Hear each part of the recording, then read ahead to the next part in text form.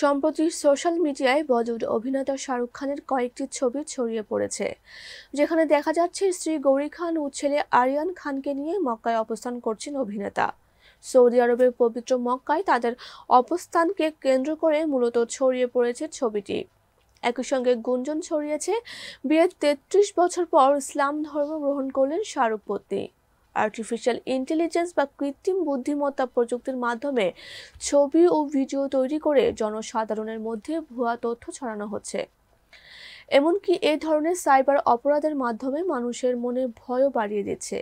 এর আগে বলিউড তারকা আলিয়া ভাট, ক্যাটরিনা কাইফ, আমির খান, রাশমিকা মান্দানাকে নিয়েও এমন ষড়যন্ত্র করা হয়েছে। এদিকে গৌরীকে ক্যারিয়ারের শুরুতেই বিয়ে করেছেন অভিনেতা শাহরুখ খান। পরিবারের সিদ্ধান্তের বিপরীতে গিয়েই তারকার গলায় মালা দিয়েছিলেন গৌরী। ইন্ডাস্ট্রিতে যেখানে সম্পর্কের ভাঙা গড়া চলতে থাকে, সেখানে এখনো অটুট তাদের সংসার। ২০০৫ সালে কফি উইথ করণ শোয়ে সম্পর্কের ভারসাম্য নিয়ে খোলামেলা কথা বলেছিলেন তারকা পত্নী। গৌরী তখন জানিয়েছিলেন, তাদের সম্পর্কে সবসময় ভারসাম্য থাকে। স্বামীর ধর্মীয় বিশ্বাসকে সম্মান করেন, তবে তার অর্থ এই নয় যে নিজের ধর্ম পরিবর্তন করে মুসলিম হবেন। এতে বিশ্বাসী নন তিনি। প্রতিটি মানুষের নিজের বিশ্বাস অনুযায়ী ধর্ম পালনের অধিকার রয়েছে, এতে পারস্পরিক সম্মান থাকা উচিত।